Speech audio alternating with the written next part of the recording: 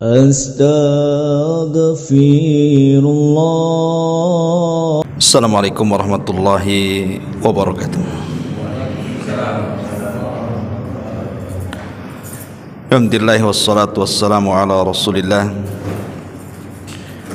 wa ala alihi wa sahbihi wa mawalah wa la hawla wa la quwata illa billahi wa ba'du. Alhamdulillah, segala puja dan puji hanya milik Allah subhanahu wa ta'ala. Salawat dan juga salam kita hadiahkan kepada Rasul kita Nabi besar Muhammad sallallahu alaihi wa ala alihi wasallam. Ma'asyiral muslimin wal muslimat rahimani wa rahimakumullah.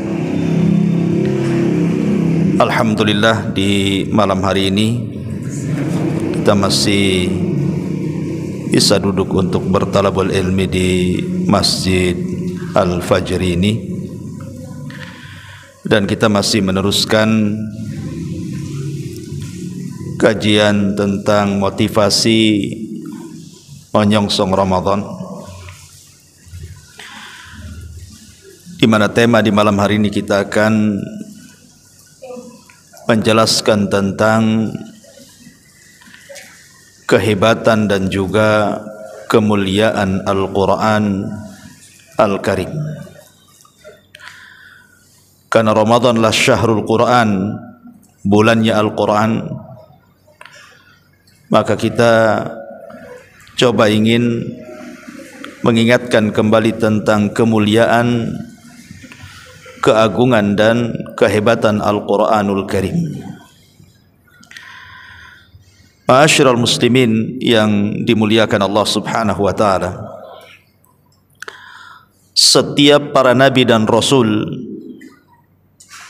mereka dianugerahkan mukjizat masing-masing kepada mereka sesuai dengan adat dan kebiasaan kaumnya.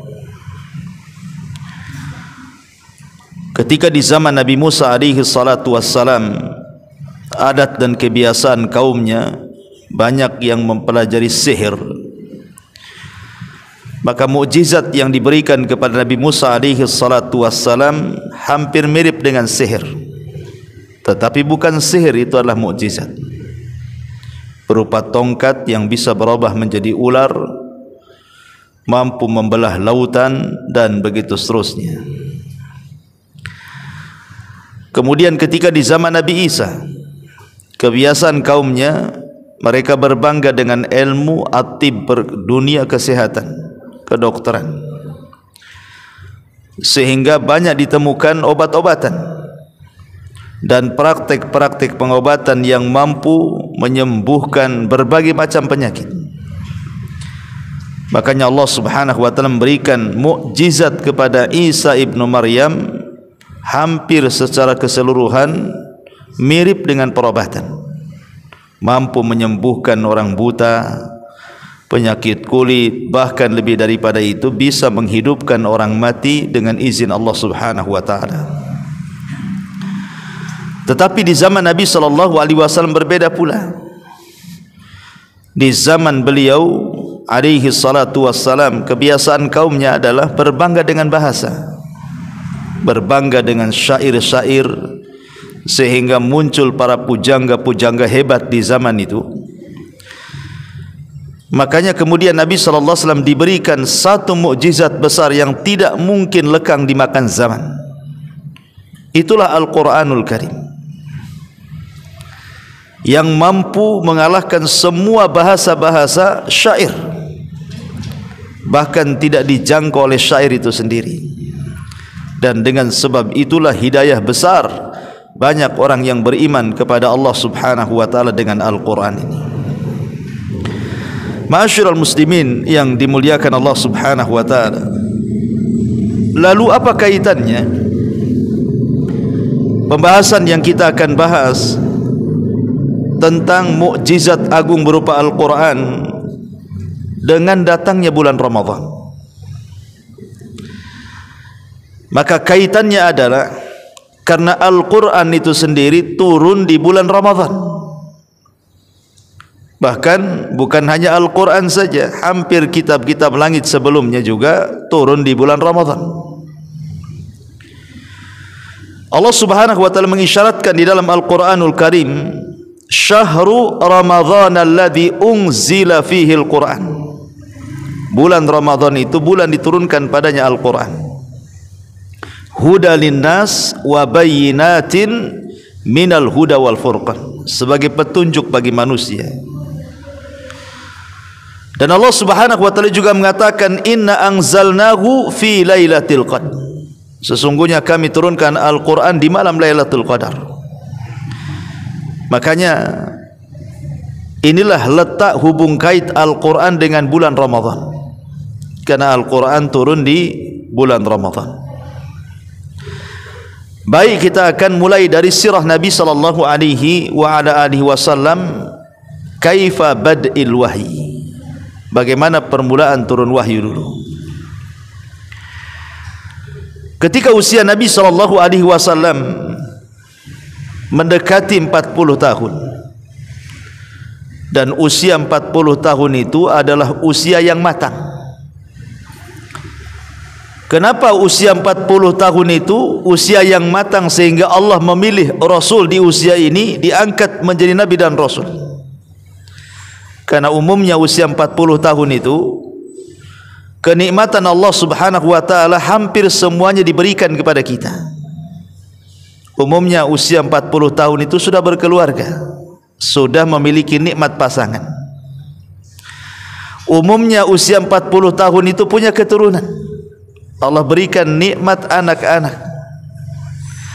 Umumnya usia 40 tahun itu sudah matang secara pikiran, secara ekonomi, dan secara pengalaman, dan begitu seterusnya.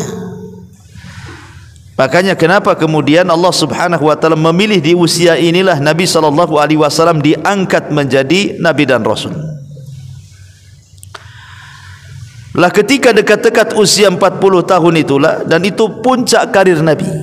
Nabi itu di puncak karirnya, di mana harta merimpah ruah dimiliki Nabi sallallahu alaihi wasallam karena Rasulullah pembisnis ulung. Dan dia memegang bisnis istri tercintanya Khadijah bintu Khuwailid ketika itu. Tetapi fitrah Nabi sallallahu alaihi wasallam adalah fitrah Hanafiyah samha. Fitrahnya adalah fitrah yang lurus mengikuti dinu Ibrahim, agama Ibrahim. Sehingga ketika melihat semakin rusaknya bangsa Arab, bertambah-tambah rusaknya mereka dengan kesyirikan yang mereka lakukan, bukan hanya kezaliman dan kejahatan, tapi sampai ke tingkat kekufuran, maka Nabi sallallahu alaihi wasallam mulai mencintai untuk tahannut, menjauh dari manusia, cari tempat-tempat yang sepi, menyendiri, tafakur kepada Allah Subhanahu wa taala. Karena ketika itu belum ada syariat, Nabi pun belum diangkat jadi nabi. Wa wajadaka dhallan fahada. Rasul masih tersesat. Maksud tersesat di sini, maksudnya Nabi SAW tidak tahu apa yang harus dilakukan, karena belum ada ajaran solat, puasa, zakat, apa yang harus dilakukan. Tapi hatinya fitrah mentauhidkan Allah Subhanahu wa taala, mengikuti syariat Ibrahim alaihi salam. Maka terkadang Nabi sallallahu alaihi wasallam ke Muzdalifah, kadang Nabi sallallahu alaihi wasallam ke Mina, kadang ke tempat-tempat yang lain yang sepi, yang tidak ada manusia, tafakur di situ. Sampai pada akhirnya Nabi sallallahu alaihi wasallam menemukan tempat yang cocok untuk tafakkur, di tempat yang sangat tinggi di atas Mekkah Al-Mukarramah, di sebuah bukit. Disitulah ada gua yang sejarah menyebutnya sebagai Gua Hira, Gharu Hira, Gua Hira.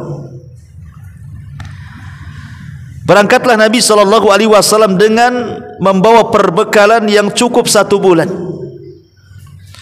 Dan istri tercintanya Khadijah bintu Khuwailid menyiapkan perbekalan itu. Berangkatlah Nabi sallallahu alaihi wasallam tepat di bulan Ramadan. Maka Nabi SAW 1 bulan selama bulan Ramadan itu berada dalam gua Hira itu. Beliau tafakur memikirkan kekuasaan Allah Subhanahu wa taala, memikirkan bagaimana kerusakan orang-orang Mekah dan bagaimana cara untuk memperbaikinya. Pokoknya terus tafakur sampai pada waktunya, tepatnya 10 malam akhir Ramadan, tepatnya lagi di tanggal-tanggal ganjil, bisa 21, bisa 23, bisa 25, bisa 27, bisa 29, wallahu alam di tanggal yang mana satu ini. Di malam hari tiba-tiba Nabi SAW didatangi oleh sosok yang sangat bersih, yang sangat putih. Rupanya jelmaan daripada malaikat Jibril alaihi salam. Ma'asyiral muslimin yang dimuliakan Allah Azza wa Jalla, sebelum kita lanjutkan kisah ini, sebelumnya Nabi SAW itu 6 bulan sebelum mendapatkan tempat yang cocok untuk tafakur, itu selalu bermimpi. Mimpinya aneh. Mimpinya itu seperti falak subuh. Jadi kalau malamnya bermimpi, kadang besoknya menjadi kenyataan. Malamnya bermimpi 1-2 hari menjadi kenyataan. Begitu seterusnya. Dan mimpinya para nabi itu dianggap wahyu. Makanya Ibrahim alaihi salatu wasalam ketika bermimpi menyembelih putranya Ismail, dia lakukan penyembelihan itu kan, karena mimpinya seorang nabi itu wahyu, perintah dari Allah Subhanahu wa taala. Akhirnya kemudian Nabi SAW setelah terus bermimpi menjadi sebuah kenyataan, bermimpi lagi dan begitu seterusnya, sampai ketika kemudian berada di Gua Hira, beliau pun bermimpi bahwa akan didatangi seseorang, sehingga Rasul tidak kaget ketika datang malaikat Jibril dalam bentuk manusia, kemudian masuk ke dalam gua, kemudian mengucapkan salam, kemudian memeluk Nabi SAW. Ketika Jibril dalam bentuk manusia ini memeluk Nabi SAW, dia pun membisikkan sesuatu ke telinga Rasul dan mengatakan, "Iqra ya Muhammad." Iqra ya Muhammad, baca wahai Muhammad. Nabi SAW ketika itu memahami kalimat iqra, baca, maksudnya membaca tulisan, padahal tidak ada tulisan di hadapan dia. Dan Nabi SAW adalah Nabi yang tidak bisa membaca dan tidak bisa menulis, dia ummi. Makanya dengan tegas Nabi SAW mengatakan, "Ma ana biqari," aku tidak bisa baca. Maka Jibril akhirnya memeluk lebih erat daripada sebelumnya dan membisikkan kembali, "Iqra ya Muhammad."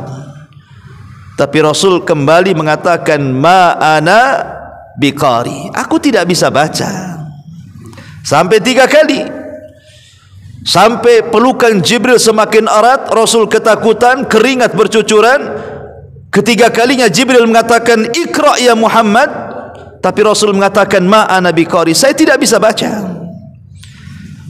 Akhirnya kemudian Jibril mulai melepaskan pelukannya dan mengatakan, "Iqra bismi rabbikal ladzi khalaq, khalaqal insana min 'alaq, iqra wa rabbukal akram alladzi 'allama bil qalam 'allamal insana ma lam ya'lam." Turun 5 ayat pertama suratul Alaq. Maka Nabi SAW langsung menghafal 5 ayat pertama suratul Alaq. Dari sini resmi Nabi turun SK didaulat menjadi seorang Nabi. Dengan turunnya suratul Alaq, maka Rasul didaulat menjadi seorang Nabi. Kemudian malaikat ini pergi entah ke mana. Maka Nabi SAW pulang kepada Khadijah menceritakan perkara ini.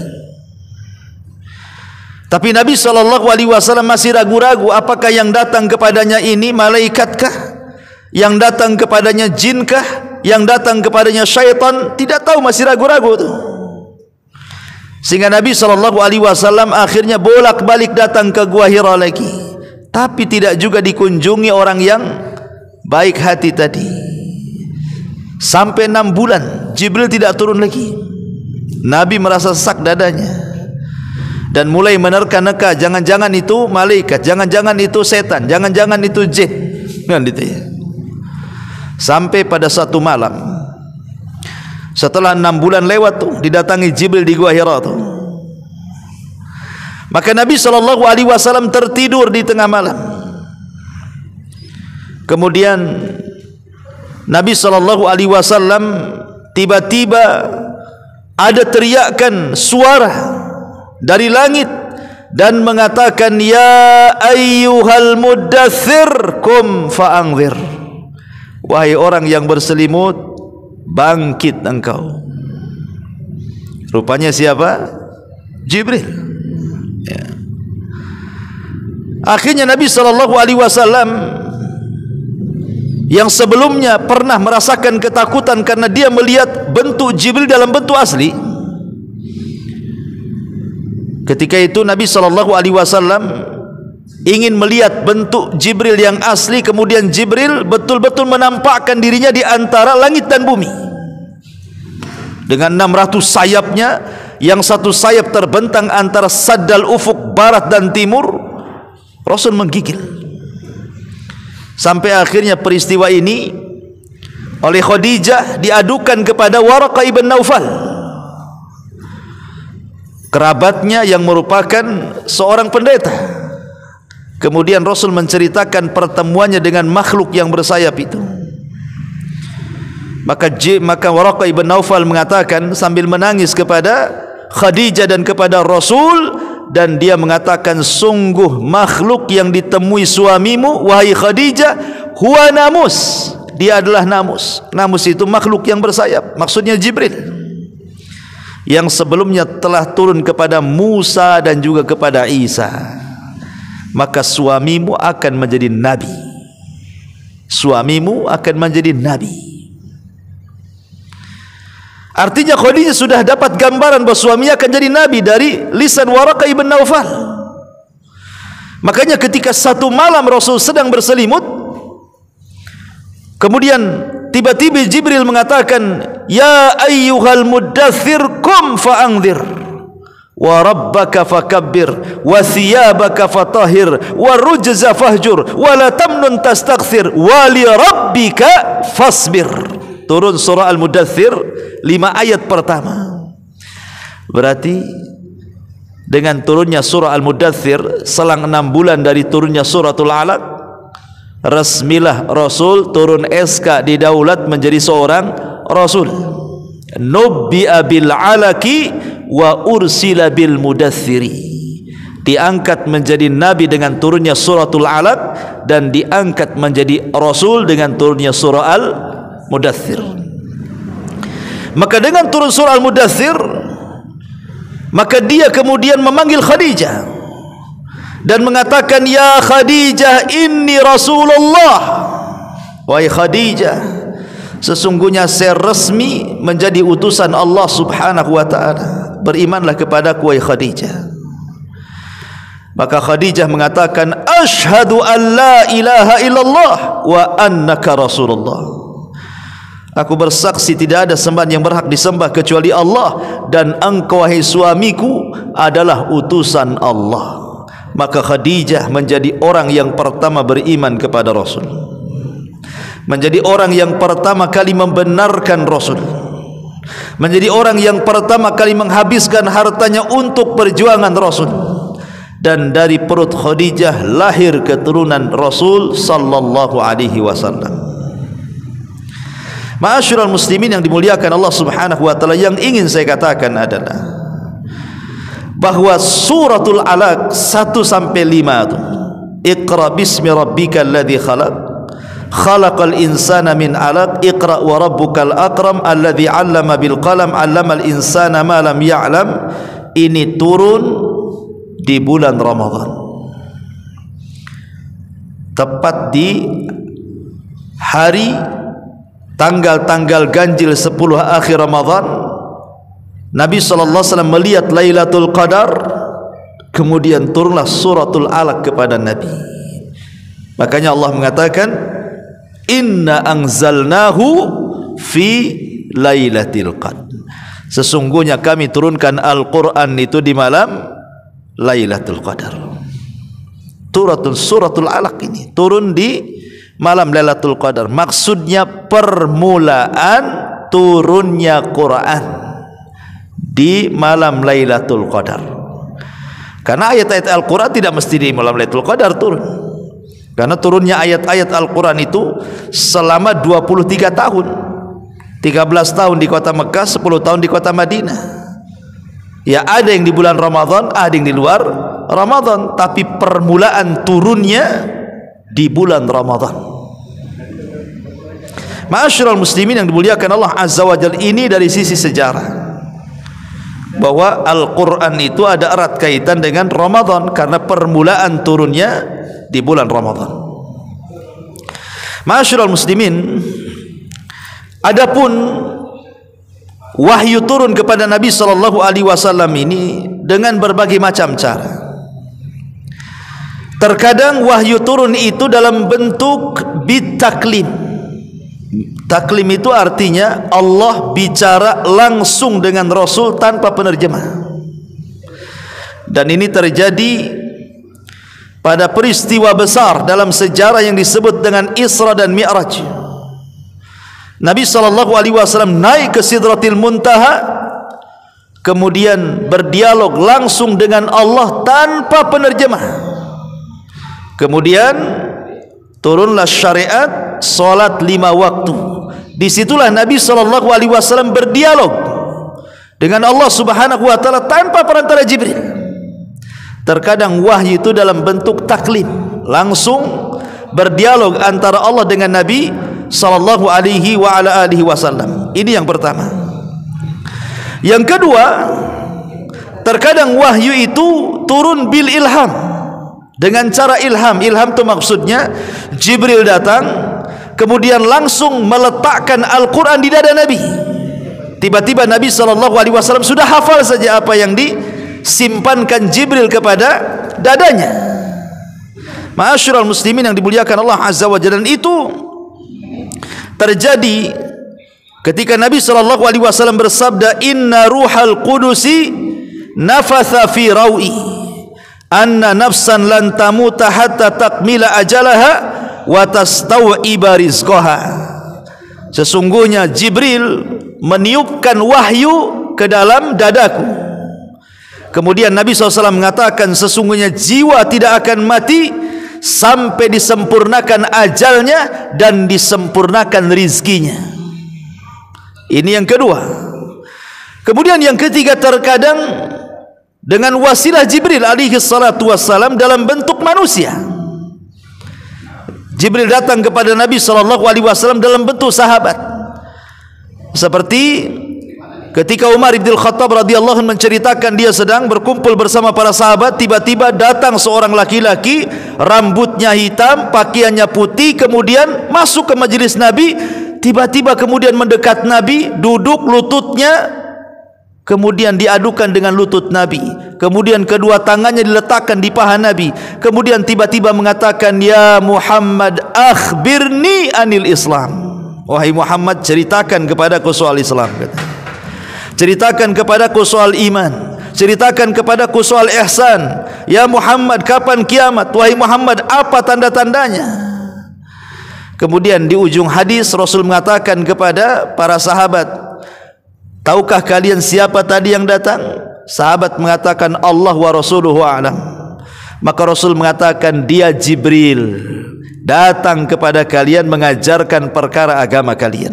Terkadang datang dalam bentuk manusia, ya. Atau kebanyakan Jibril itu datang kepada Rasul dalam bentuk seorang sahabat yang paling tampan, namanya Dihya ibn Khalifah al-Kalbi. Dihya ibn Khalifah al-Kalbi atau Dihyatul Kalbi. Itu sahabat muhajirin yang paling tampan, Dihya itu. Sampai-sampai Aisyah pernah terkecoh suatu hari setelah perang Khandaq. Tiba-tiba ada Dihya naik di atas kuda memerintahkan sesuatu kepada Nabi SAW. Harusnya sahabat ya di bawah, Rasul di atas. Ini pula sahabat di atas, Rasul pula di bawah, kan gitu. Jadi Aisyah radhiyallahu anha heran, masa seorang sahabat memerintahkan kepada Nabi. Jadi dia bertanya, itu siapa wahai Rasul? Kok aku melihat Dihya berdiri di depanmu? Kata Nabi SAW, itu bukan Dihya, itu Jibril. Itu Jibril itu, bukan Dihya. Engkau melihatnya wa Aisyah? Ya, engkau akan mengalami kebutaan di akhir hayatmu, kata Rasul. Akhirnya menjadi kenyataan, Aisyah radhiyallahu anha sebelum meninggal buta matanya, ya, karena dia satu-satunya wanita yang melihat malaikat dalam bentuk manusia. Ma'asyiral muslimin yang dimuliakan Allah Azza wa Jalla, atau dalam bentuk suara yang sangat menakutkan Nabi SAW, seperti suara gemerincing besi yang dipukul-pukul di atas batu. Dan itu yang paling berat. Wahyu kalau seperti ini turun kepada Rasul paling berat. Rasul kadang-kadang tidak sanggup bangkit kalau yang seperti ini, seperti suara yang memekikkan telinga.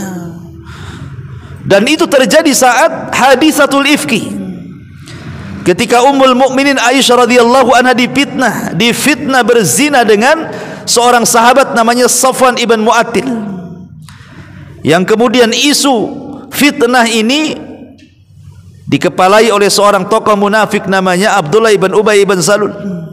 Bahwa Aisyah berzina dengan Safwan ibn Mu'attil, sampai satu kota Madinah membicarakan Aisyah Ummul Mukminin radhiyallahu anha. Akhirnya Nabi pun berdoa kepada Allah untuk disingkap tentang kebenarannya. Tapi sayang 1 bulan berlalu, tidak juga Jibril turun dan memberitahu perkaranya. Akhirnya Rasul harus datang ke rumah Aisyah bertanya secara langsung. Sampai Rasul dengan terpaksa mengatakan, wahai Aisyah, kalau engkau melakukannya, akui saja, tinggal bertobat, Allah akan menerima tobatmu. Tapi kalau engkau tidak melakukannya, yakin Allah akan turunkan dari 7 lapis langit sana sebuah wahyu yang akan membersihkan namamu. Tiba-tiba Rasul gemetar. Disitulah Rasul mendengar suara gemerincing yang menakutkan, sampai Rasul gemetar, kemudian bercucuran keringatnya. Tiba-tiba kemudian turun wahyu, menurunkan suratun Nur 1-9, membebaskan tuduhan bahwa Aisyah berzina dengan Safwan. Itulah cara-cara turun wahyu kepada Nabi SAW. Karena pengaruh turunnya wahyu kepada Rasul ini macam-macam, ya.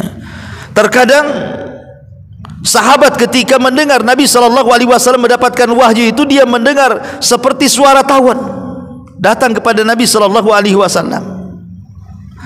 Atau terkadang Nabi SAW memerah wajahnya. Kalau turun wahyu kepada Rasul itu jadi merah wajahnya. Atau terkadang Rasul menjadi berat. Jadi kalau Nabi SAW berada di atas unta atau di atas keledai, turun wahyu, itu unta dan keledai tidak tahan itu dengan beban Rasul, mau deprak saja bahasa kitanya itu, saking beratnya Nabi itu. Itu tandanya Rasul turun wahyu itu. Badannya jadi berat sampai kendaraannya itu hampir duduk gitu, saking beratnya Nabi SAW. Terkadang Nabi SAW sampai keringatan bercucuran walaupun di musim dingin, saking takutnya, ya. Jadi memang pengaruh wahyu itu luar biasa gitu, ya. Ma'asyiral muslimin yang dimuliakan Allah Azza wa Jalla, itulah Al-Quran yang Allah Subhanahu wa ta'ala firmankan, sanulki alaika kaulan thaqila, kami akan lempar kepadamu wahai Muhammad perkataan yang teramat sangat berat. Itulah Al-Quranul Karim. Ma'asyiral muslimin yang dimuliakan Allah Azza wa Jalla, Al-Quran ini adalah kitabullah yang memiliki keajaiban yang luar biasa dan memiliki pengaruh yang mampu mempengaruhi segalanya. Quran itu bisa mempengaruhi benda-benda mati. Quran itu bisa mempengaruhi binatang-binatang. Quran itu bisa mempengaruhi alam jin. Quran itu bisa mempengaruhi alam para malaikat. Bahkan orang-orang kafir yang hatinya keras saja bisa ditembus dengan Al-Quranul Karim. Allah Subhanahu wa ta'ala berfirman, "Lau anzalna hadzal Qur'an ala jabalin la ra'aitahu khashi'an mutasaddian min khasyatillah wa tilkal amsalu nadribuha linnas." Ma'asyiral muslimin yang dimuliakan Allah Azza wa Jalla, lihat bagaimana Allah katakan, kalaulah Al-Quran diturun kepada gunung, tentu engkau akan melihat bagaimana gunung itu ketakutan, bahkan bisa hancur dan pecah karena ketakutan kepada Allah Azza wa Jalla. Gunung ini benda mati, tapi kalau Quran turun kepada gunung, lihat pengaruhnya, luar biasa. Bahkan jangan itu saja, ini air putih, antum bacakan Quran, itu memiliki pengaruh yang luar biasa. Ini air putih ini, kalau antum bacakan Quran, maka akan terjadi kepadatan molekul di dalamnya, dan itu akan menjadi toksin, detox, bisa mengobati berbagai macam penyakit, menjadi air ruqyah jadinya. Dan itu diteliti oleh Jepang sana, orang kafir. Ya, ma'asyiral muslimin yang dimuliakan Allah Azza wa Jalla, pengaruh Quran itu luar biasa. Kalau dibacakan kepada orang sakit bisa sembuh. Kalau dibacakan kepada orang yang stres bisa waras tuh, bisa tenang hatinya. Bahkan suatu hari Nabi SAW pulang dari Taif dan tidak berhasil berdakwah di Taif, justru dilempari oleh orang-orang Taif. Kemudian beristirahat di kebun kurma milik Utbah dan Syaibah. Akhirnya kemudian ketika datang di waktu fajar, Nabi SAW salat fajar di situ dan dikeraskan bacaannya. Rupanya datang jin dari jin nasibin dari Yaman, mendengarkan Al-Quran Nabi SAW. Apa yang terjadi? Allah mengatakan di dalam Al-Quran, wa idh sarafna ilaika nafaran minal jinni yastami'una al-Quran falamma hadaruhu qalu ansitu falamma qudiya wallau ila qaumihim munzirin. Dan sungguh ketika kami palingkan kepadamu sekelompok jin, kata Allah, kemudian mereka mendengarkan Al-Quran yang kau baca wahai Muhammad. Ketika mereka hadir, mereka mengatakan kepada sebagian yang lainnya, diam kalian, dengarkan orang ini membaca Quran. Ketika betul-betul mereka mendengar Al-Quran, maka mereka pun beriman. Kemudian mereka pulang ke kaumnya dan menjadi seorang da'i, mendakwahkan Al-Quran kepada kaumnya, dan banyak masuk Islam dari kalangan jin. Sehingga Allah mengatakan, qul uhiya ilayya annahu istama'a nafarun minal jinni faqalu inna sami'na qur'anan ajaba. Dan ketika diwahyukan kepada Rasul bahwa ada sekelompok jin mendengarkan Al-Quran dan mengatakan kami beriman, menunjukkan bahwa Al-Quran itu mempengaruhi bangsa jin. Sekali baca langsung beriman, luar biasa. Ada di antara manusia itu beribu-ribu bacaan Quran, enggak mau juga tuh beriman. Kadang-kadang jin lebih bagus pula daripada manusia. Ya. Lah di sini Quran mempengaruhi bangsa jin. Bahkan Al-Quran itu bukan hanya mempengaruhi bangsa jin, orang kafir sekalipun, kalau Allah takdirkan dapat hidayah, itu mudah mendapatkan Quran. Seperti ketika Allah Subhanahu wa taala berfirman dalam surah Al-Maidah ayat 83, wa idza sami'u ma unzila ila rasul tara a'yunahum tafidu minad dam'i mimma arafu minal haq. Dan apabila mereka mendengar apa yang diturunkan kepada Rasul, engkau lihat mata-mata mereka menangis, meneteskan air mata karena mereka tahu dari sebuah kebenaran. Ayat ini turun kepada orang-orang Nasrani, para rahib-rahib yang berasal dari Habasyah. Jadi para rahib itu datang setelah para sahabat yang hijrah ke Habasyah. Mereka kemudian disuruh untuk kembali dan bergabung ke Madinah. Maka banyak para rahib itu diutus oleh Raja Habasyah yang sudah beriman sebelumnya untuk datang ke kota Madinah. Sekitar 60 lebih para rahib yang datang dari Habasyah untuk mendengarkan Quran kepada Nabi SAW. Ketika Rasul membacakan Quran kepada rahib-rahib itu, mereka pun kemudian melelehkan air mata dan beriman kepada Nabi SAW. Sehingga turun ayat ini, wa idza sami'u ma unzila ila rasul tara a'yunahum tafidu minad dam'i mimma arafu minal haq. Ketika para rahib-rahib itu mendengar apa yang diturunkan kepada Rasul, kau lihat mata-mata mereka berlinang, mencucurkan air mata, karena mereka tahu Al-Quran itu benar. Lihat, Quran mempengaruhi orang-orang kafir, ya. Bahkan mempengaruhi binatang. Ketika ada seorang sahabat membaca Al-Quran tengah malam, tiba-tiba kuda di sampingnya meringkik dan dia menghentikan bacaannya karena takut anaknya terkena terjangan kuda karena tidur tidak jauh daripada kuda. Tiba-tiba kemudian dia melihat cahaya dari langit. Kemudian esok harinya dicerita kepada Nabi SAW. Kata Rasul, kenapa kau tidak teruskan bacaan itu? Itu malaikat yang turun mendengarkan bacaan suaramu, katanya. Malaikat terpengaruh dengan Al-Quran, jin terpengaruh dengan Al-Quran, kuda terpengaruh dengan Al-Quran, air terpengaruh dengan Al-Quran, gunung terpengaruh dengan Al-Quran, segala sesuatu terpengaruh dengan Al-Quran. Karena Quran itu bukan ucapan Muhammad, tapi Quran itu wahyu yang diturunkan Allah Subhanahu wa taala kepada Rasul Muhammad sallallahu alaihi wasallam. Wa ma yantiqu anil hawa in huwa illa wahyun yuha. Quran itu adalah wahyu yang diturunkan kepada Nabi sallallahu alaihi wa ala alihi wasallam. Ma'asyiral muslimin yang dimuliakan Allah Subhanahu wa taala.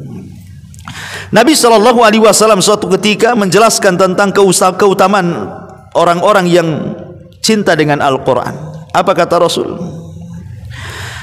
Yuqalu li sahibil Quran, dikatakan kepada para penggemar, para pecinta, para penghafal Quran, Iqra'u, Iqra, baca, wartak, naiklah, warattil, dan tartilkan bacaanmu, kama kunta turattil fid dunya, sebagaimana engkau membaca di dunia Al-Quran secara tartil. Fa inna manzilataka inda akhiri ayatin takrauha, ingat kedudukanmu di sorga itu disesuaikan dengan akhir ayat yang kau baca di dunia.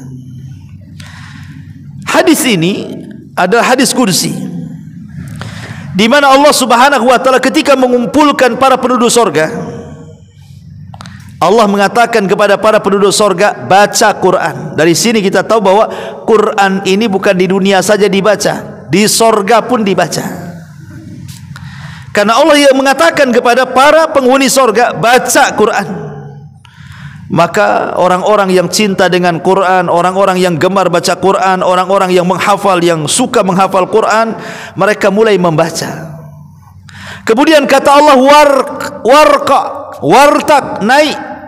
Kemudian Allah berikan raf-raf, sayap di belakangnya. Kemudian para pembaca Quran itu naik ke langit, naik ke sorga. Karena tingkatan sorga itu disesuaikan dengan jumlah ayat dalam Al-Quran. Kata Ibnu Taimiyah, 6.400 kurang lebih ayat dalam Quran, kan? Berarti tingkatan sorga itu 6.400 kurang lebih. Sementara satu tingkat ke tingkat berikutnya itu jaraknya antara langit dan bumi. Berarti berapa tingginya sorga itu? Satu tingkatan itu seperti langit dan bumi tingginya.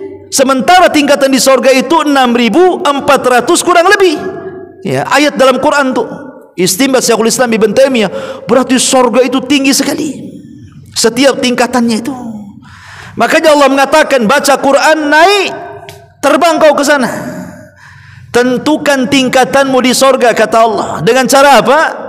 Warattil, tartilkan bacaanmu. Fa inna manzilataka inda akhiri ayatin takrauha, karena tingkatanmu di sorga disesuaikan dengan banyaknya ayat yang terakhir kau baca di dunia. Makin banyak membaca Quran, makin tinggi tingkatannya di sorga. Makanya para penghafal Quran itu paling tinggi tingkatannya, karena orang yang menghafal Quran itu suka mengulang-ulang bacaan. Coba antum umpamanya ngapal Quran, kadang-kadang satu ayat nggak hafal dibaca 100 kali.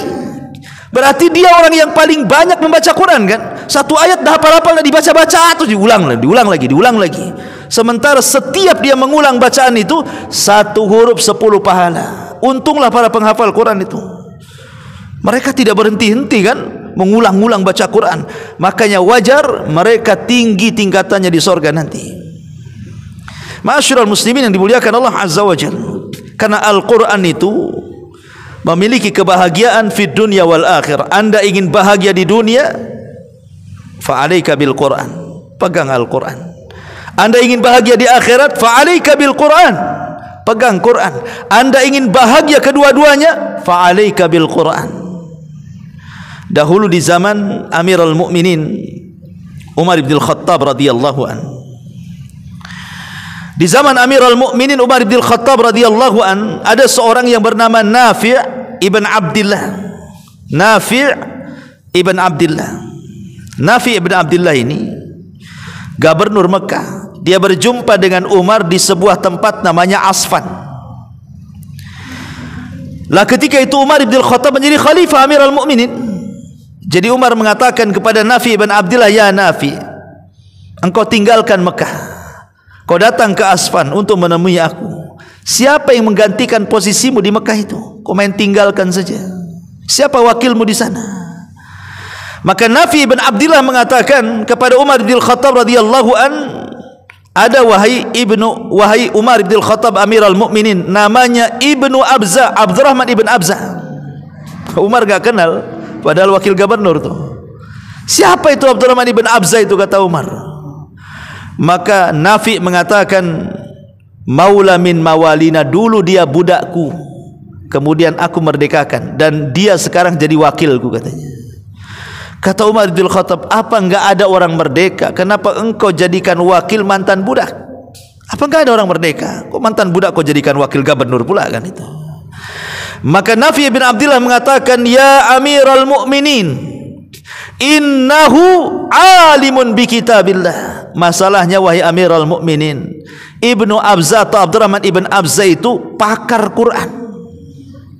Kalau sudah Quran pakarnya, berarti kalau dia memutuskan sesuatu pasti keputusannya di atas keadilan. Makanya Umar radhiyallahu an mengatakan, "Shadaqa Rasulullah sallallahu alaihi wasallam." Sungguh benar ucapan Rasul. "Innallaha yarfa'u bihadzal kitaba aqwaman." Sesungguhnya ada orang-orang yang diangkat dengan Quran itu beberapa kaum. Salah satunya Abdurrahman ibn Abza, mantan budak, diangkat derajatnya oleh Allah karena Al-Quran, jadi wakil gubernur. Ma'asyiral muslimin yang dimuliakan Allah Azza wa Jalla. Makanya barometer di zaman Nabi sallallahu alaihi wasallam soal kepemimpinan di zaman itu, pasti Rasul akan melihat Quran sebelum yang lainnya. Contoh, kalau Rasul ini mengutus sebuah pasukan perang, Kopassus, pasukan khusus yang disebut dengan Sariyah, yang Rasul tidak terlibat di situ, maka Nabi sallallahu alaihi wasallam akan menunjuk pemimpin perangnya, bukan menguji keahlian perang atau skill perangnya, tidak. Rasul tidak mengatakan kamu bisa apa, memanah, berkuda, bertombak, berkelahi, apa, bela diri, apa kamu bisa, ya, kamu apa, tapak suci, apa, gajah putih atau apa. Enggak. Nabi sallallahu alaihi wasallam tidak bertanya soal skill itu. Tapi Nabi sallallahu alaihi wasallam bertanya, "Kam hafidtum min kitabillah?" Berapa banyak hafalanmu? Maka pasukan akan dikumpulkan. Kamu berapa hafalan? Sekian juz, kamu sekian juz, kamu sekian juz, kamu sekian juz, kamu enggak hafal, kamu enggak punya hafalan. Maka yang paling banyak hafalannya, kata Rasul, "Anta imamuhum." Engkau yang jadi pimpinan mereka. Begitu Nabi SAW menyeleksi sebuah pemimpin di zaman itu, karena pemimpin perang merangkap sebagai pemimpin sholat nantinya.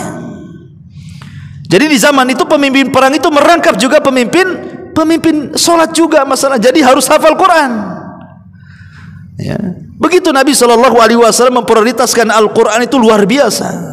Coba kalau perusahaan-perusahaan di zaman sekarang kan, kalau menyeleksi karyawan-karyawan itu dilihat dari hafalan Qurannya, enggak ada orang korupsi itu. Mau kerja sama saya? Berapa hafalanmu? Enak. Bukan sekolahmu sampai di mana, ijazahmu apa, itu nantilah nomor 2, nomor 3. Ya, tanya dulu Quran. Kemudian yang kedua tanya solatnya, kamu solat enggak? Gitu. Coba kalau itu yang kemudian ditanya, selesailah pekerjaan itu. Makanya suatu hari Nabi SAW pernah dilaporkan, Nabi mengutus sebuah pasukan, kemudian kata Rasul kepada yang paling banyak hafalannya, "Engkau menjadi imamnya." Berangkatlah pasukan ini. Rupanya selama perang, pemimpin perang ini merangkap menjadi pemimpin solat. Kalau solat, dia tidak pernah membaca surat yang panjang. Habis surah Al-Fatihah, Qul huwallah. Nanti rakaat kedua Fatihah, Qul huwallah lagi. Nanti solat Isya gitu lagi, Fatihah kulhu lagi, Fatihah kulhu lagi. Nanti subuh gitu lagi. ya. Fatihah kulhu lagi, kayak antum kayak gitu. Ya, persis gitu ya. Jadi sahabat ini, pasukan ini akhirnya komplain lah kan gitu ya. Engkau itu dipilih untuk memimpin kami karena banyak hafalan. Kenapa setiap solat asik kulhu kulhu kulhu saja? Apa tidak ada hafalan yang lain? Kata sang imam ini, kalau engkau mau solat di belakangku ya silahkan. Kalau engkau ingin solat sendiri ambil imam yang lain juga silahkan. Tapi kan tidak mungkin, karena pemimpin yang sudah ditunjuk Rasul harus sami'na wa ata'na. Ya terpaksalah selama peperangan mereka itu saja sampai bosan.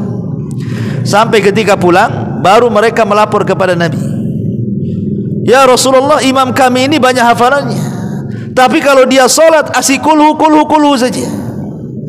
Akhirnya Rasul memanggil orang ini dan mengatakan, betul apa yang dikatakan pasukanmu itu? Dia mengatakan, betul wahai Rasul. Kata Rasul, apa alasanmu? Maka sahabat ini mengatakan, fa inni uhibbuha ya Rasulullah, karena saya cinta dengan kulhu Rasul. Kayak antum juga cinta dengan kulhu. Makanya kulhu terus kan itu. Kalau belum yakunil bencian tuh kepanjangan. Kalau kulhu kependekan kan itu. Tapi bukan itu masalahnya. Kenapa dia cinta? Kata Rasul, apa yang membuat kau cinta dengan surat itu? Inilah perbedaan cinta kita dengan kulhu dengan cintanya sahabat ini dengan kulhu. Di sini perbedaannya. Kata orang ini, sahabat ini mengatakan, fa innahu sifatur rahman. Ya Rasulullah, karena dalam surah Al-Ikhlas itu ada sifat-sifat Allah yang agung. Ahad, Somad, lam yalid, walam yulad, walam yakul lahu kufuwan ahad. Sifat Ar-Rahman yang agung. Ahad, Esa, semua Allah tepat bergantung, tidak dilahirkan, tidak melahirkan, tidak ada yang sekufu dengan dia. Saya suka dengan sifat ini. Kalau antum kan suka karena dengan pendeknya. Karena ini kan suka karena ada sifatnya. Di sini perbedaannya. Ya. Yang ingin saya katakan bukan cerita kulhunya. Nabi SAW sampai mengatakan, hubbuka iyaha adkhalakal jannah, kecintaanmu kepada kulhu Allah karena sifat-sifat Ar-Rahman yang luar biasa di dalamnya, Allah jamin kau masuk surga. Lihat bagaimana kecintaan dia kepada satu surat menjadikan penyebab dia masuk surga. Di sini dia tidak mengatakan Al-Baqarah, tidak mengatakan Ali Imran, An-Nisa, kulhu. Hanya cinta dengan surah kulhu masuk surga, coba bayangkan. Tapi jelas bukan karena pendeknya, karena isinya tauhid semuanya, ya kan? Lah bagaimana Al-Quran ini menjadi jalan orang masuk surga? Dan begitulah Nabi SAW menjadikan barometer itu Quran dulu. Anta imamum, engkau yang banyak hafalan menjadi imam mereka. Sampai-sampai ketika Rasul sedang berkumpul seperti ini, berdiri seorang wanita yang hendak menghibahkan dirinya. Dan khususnya Rasul, khusus bagi Rasul boleh seorang wanita menghibahkan dirinya tanpa menikah. Itu khususnya Rasul menghibahkan dirinya. Tapi Rasul tidak mau. Kata wanita ini, Rasul saya siap menjadi istrimu. Kata Rasul, diam saja, tak mau. Sampai 3 kali menunjukkan Rasul tidak suka. Berdiri seorang sahabat, Rasul kalau kau tidak suka, nikahkan wanita itu dengan aku, katanya. Kata Nabi SAW, kau mau menikah wanita itu, kau punya apa? Pulanglah kau ke rumah itu, ambil sesuatu yang berharga. Pulang dia ke rumahnya, rupanya di rumah kosong, nggak ada apa-apa. Ya, kemudian dia datang lagi, Rasul, aku tidak memiliki harta kecuali sarung yang kupakai. Kalau aku berikan sebagai mahar, telanjang aku. Kalau aku tidak diberikan, tak jadi kawin pelaku, katanya. Sarungku cuma 1, katanya. Kata Rasul, ya sudah, kau pergi lagi ke rumah, cari walau khatama min hadid, walaupun cincin dari besi, cari sana. Berangkat dia ke rumah, cincin dari besi pun tak punya. Padahal ambil aja lah besi 6 itu. Antum putar kan, jadi cincin kan itu ya. Nggak ada besi 6 untuk diputar pun tak ada. Pulang dia lagi, balik lagi kepada Rasul, aku tidak punya walaupun cincin dari besi. Masya Allah, fakirnya orang ini. Ya, berarti ini ingin kawin modal nekat, bonek kan gitu ya. Akhirnya kemudian kata Rasul, ya sudah, kam hafidta minal Quran, berapa hafalanmu, kata Rasul. Mulai Quran dia, terakhir kan, berapa hafalanmu? Maka dia mengatakan, hafidtu surata kadza wa kadza, aku hafal surat ini dan ini, surat ini dan ini. Kata Nabi SAW, uzawwijuka bima ma'aka minal Qur'an. Ya sudah, ku kawinkan engkau dengan dia, maharnya Al-Quran yang kau hafal itu. Lihat, Al-Quran mengangkat dia yang tadinya tidak bisa nikah jadi nikah kan. Jadi nggak perlu jomblo-jomblo sibuk, ya kan? Aku tidak ada duit, Ustaz mau kawin dengan apa? Berapa hafalanmu? Kata ceweknya, tidak mau Ustaz, mahar Al-Quran saya. Saya mau duit, saya mau emas. Ya sebarang kata Allah sholat jadilah katanya. Masyaallah muslimin yang dimuliakan Allah Azza wa Jalla. Tapi lihat bagaimana orang dulu. Orang dulu itu menjadikan Quran itu segala-galanya bagi mereka. Kemuliaan seseorang itu ditentukan dengan Al-Quran. Tapi di zaman sekarang justru Al-Quran itu dihinakan. Dihinakan Al-Quran itu. Para pembawa Al-Quran itu tidak lebih mulia dibandingkan para pembawa harta. Coba kalau ada rapat, satu ini yang ikut rapat Pak Imam hafal Quran, satu yang ikut rapat muhsinin pula banyak duit. Kemudian rapat nih muhsinin dengan imam yang hafal Quran ini. Kata Pak Imam ini harus begini. Kata muhsinin yang banyak Quran, oh enggak begini. Kalau enggak begini saya enggak akan nyumbang lagi. Selesailah. Kalau gitu imam yang dipecat, ganti imam lain. Muhsinin yang dipertahankan. La haula wala quwata illa billah. Coba, di mana kemuliaan Quran di sini? Antum punya dua, ya, anak perempuan pamannya. Tiba-tiba yang satu dilamar. Yang satu dilamar dua manusia. Satu hafal Quran, santri Jabal Uhud. Tapi tak ada pula keluarganya dia mampu. Mungkin hidup di Ruli susah. Satu pula dokter spesialis, gajinya 100 juta sebulan. Rumahnya di Sukajadi, ya, mobilnya Robicon lagi. Mobil Robicon kan itu. Ngelamar anak antum. Pasti antum mikir, yang hafal Quran nanti aja nak, ya. Tunggu adiknya saja katanya. Biar kakaknya nikah dulu sama dokter ini katanya. Karena orang sekarang ini sudah nggak berpikir bahwa Quran itu yang membahagiakan. Orang sekarang berpikir harta itulah yang membahagiakan. Subhanallah kan. Betul kalau Allah mengatakan wa qala ar-rasul inna qaumi ittakhidu hadzal qur'ana mahjura. Berkata Rasul, ya Rabb, kaumku nanti kelak akan meninggalkan Al-Quran setapak demi setapak. Sekarang Rasul sudah meninggal. Apa yang dikatakan Nabi SAW menjadi sebuah kenyataan. Al-Quran sudah mulai ditinggalkan. Bahkan boleh jadi di antara kita ini setiap hari meninggalkan Quran. Saya nggak yakin antum 1 bulan megang mushaf itu. 1 bulan sehari saja antum megang mushaf. Saya nggak yakin itu kan. Nunggu Ramadan kadang-kadang. Padahal Quran itu sudah di dalam handphone loh, bukan kayak nenteng-nenteng mushaf kayak dulu loh ya. Kalau dulu iyalah antum bawa Quran ke pasar, orang bilang salah bawa. Antum ke ini masjidnya di sana loh kan. Kok ke pasar pula bawa Quran kan? Tapi orang sekarang kan bawa handphone kemana saja.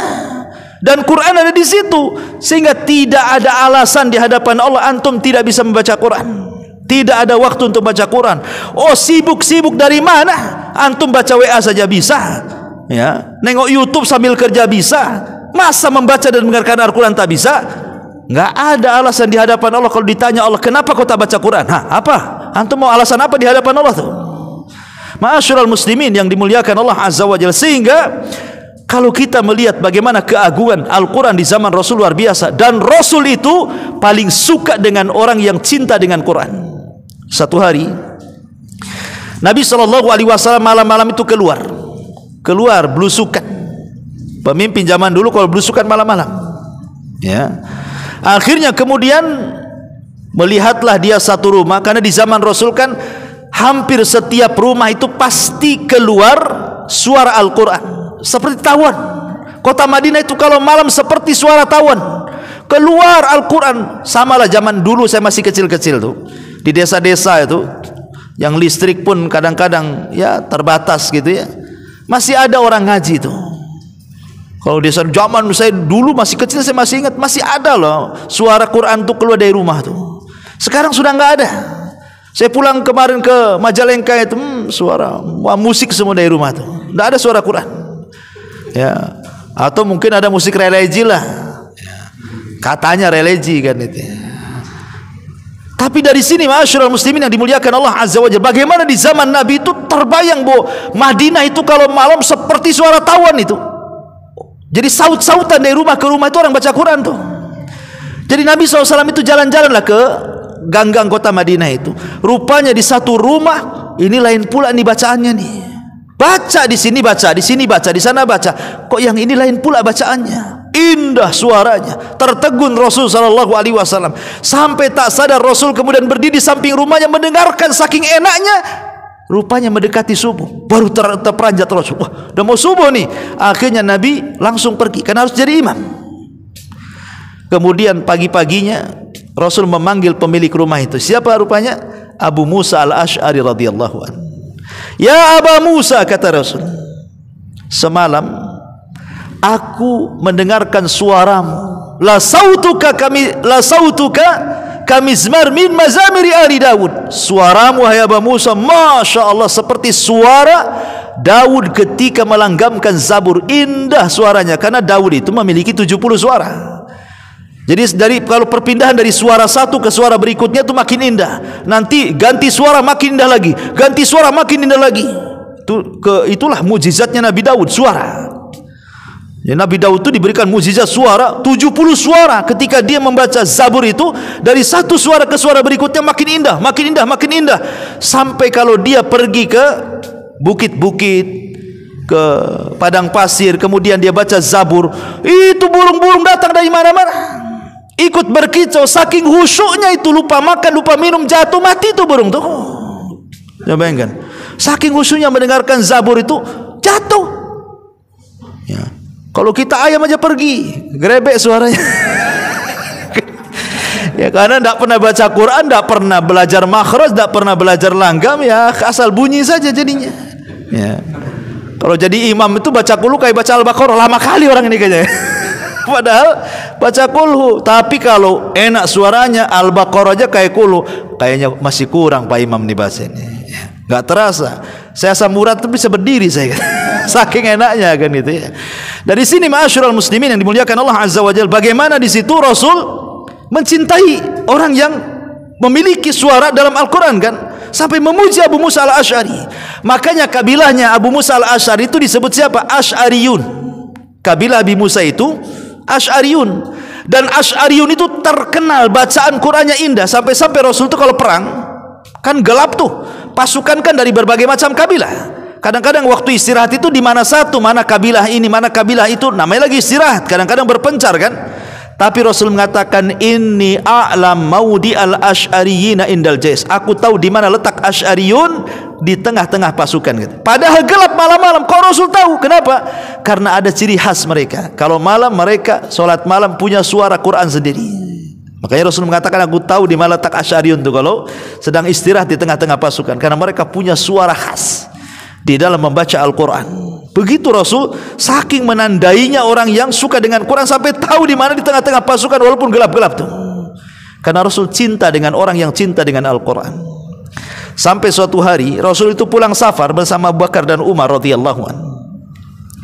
Kemudian ketika sampai di Masjid Nabawi, kemudian Rasul sallallahu alaihi wasallam terbalik dinding, ada suara indah yang melantun, melengking sampai Rasul terdengar. Ini indah kali suaranya. Kata Rasul kepada Abu Bakar, berhenti engkau. Berhenti wahai Umar, kau dengarkan ini suara siapa? Rupanya di balik tembok itu ada sahabat yang sedang membaca Quran. Siapa dia? Abdullah ibn Mas'ud, atau kunyahnya Ibnu Ummi Abdin. Kata Nabi SAW kepada Abu Bakar, ya Aba Bakrin, ya Aba Bakrin, man arada an yasma'al Qur'ana ghaddan tariyan kama unzil falyaqra ala Ibni Ummi Abdin, kata Rasul. Hei Abu Bakar dan Umar, kalau engkau ingin mendengarkan Al-Quran yang diturunkan Jibril kepadaku, perdengarkan suara orang ini. Begitulah Jibril suaranya ketika menurunkan wahyu kepadaku. Disejajarkan suara Ibnu Mas'ud dengan suara Jibril sama Nabi. Rasul ingin memuji kan? Memuji, maksudnya disejajarkan itu, Rasul kalau memuji sesuatu maka akan dibesarkan pujian itu ya. Saking indahnya suara Ibnu Mas'ud itu.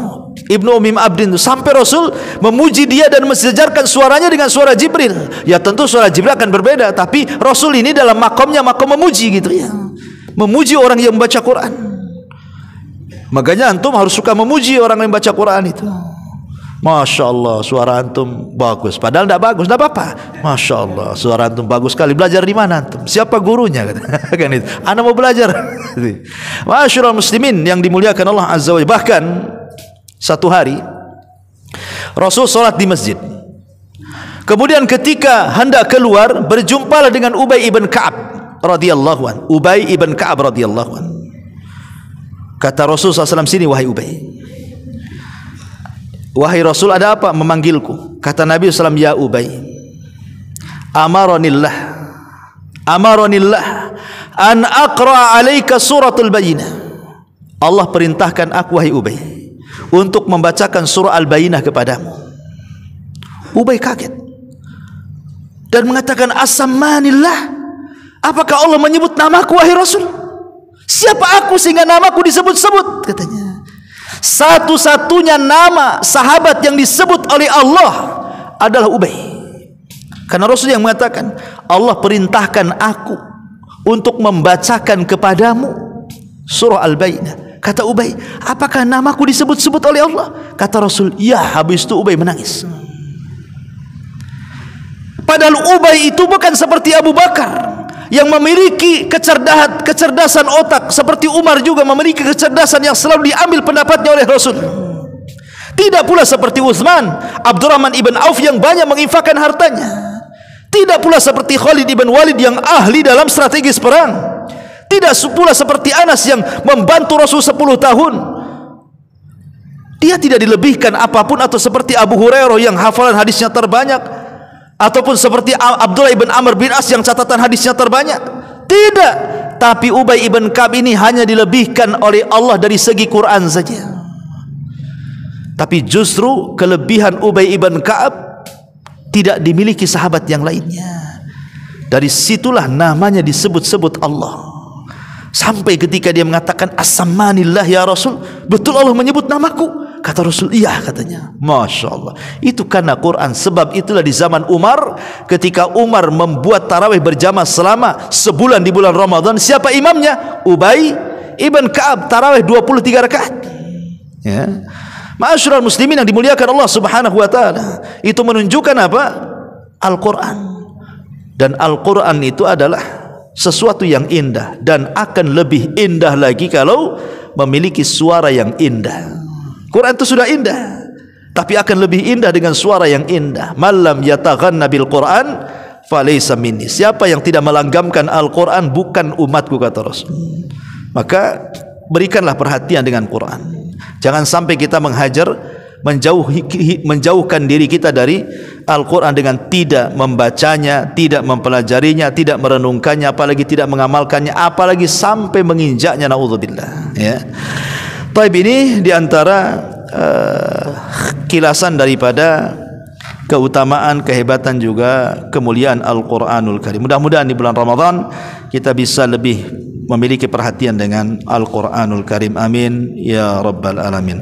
Wallahu a'lam bishawab. Saya kira ini saja. Anda sudah jam 9 dan ada manfaatnya. Kita berdoa kepada Allah Subhanahu wa taala, doa kafaratul majlis. Subhanallah bihamdika asyhadu an la ilaha illa anta astaghfiruka wa atubu ilaik. Allahu taala a'lam. Assalamualaikum warahmatullahi wabarakatuh.